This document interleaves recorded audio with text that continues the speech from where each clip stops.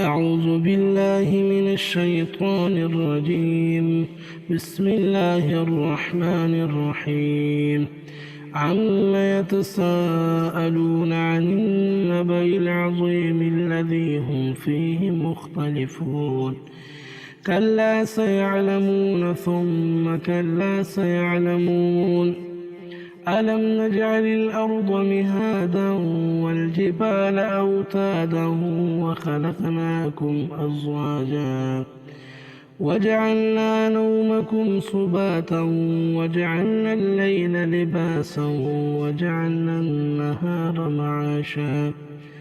وبنينا فوقكم سبعا شدادا وجعلنا سراجا وهاجا وأنزلنا من المعصرات ماء ثجاجا لنخرج به حبا ونباتا وجنات ألفافا إن يوم الفصل كان ميقاتا يوم ينفخ في الصور فتأتون أفواجا وفتحت السماء فكانت أبوابا وسيرت الجبال فكانت سرابا إن جهنم كانت مرصادا للطاغين مآبا لابثين فيها أحقابا لا يذوقون فيها بردا ولا شرابا إلا حميما وغساقا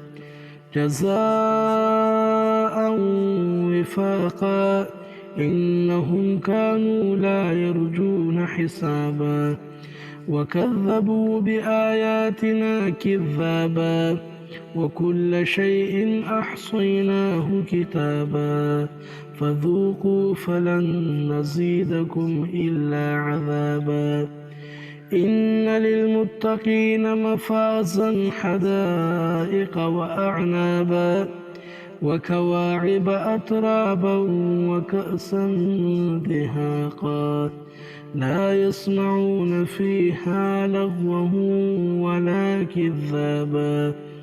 جزاء من ربك عطاء حسابا رب السماوات والأرض وما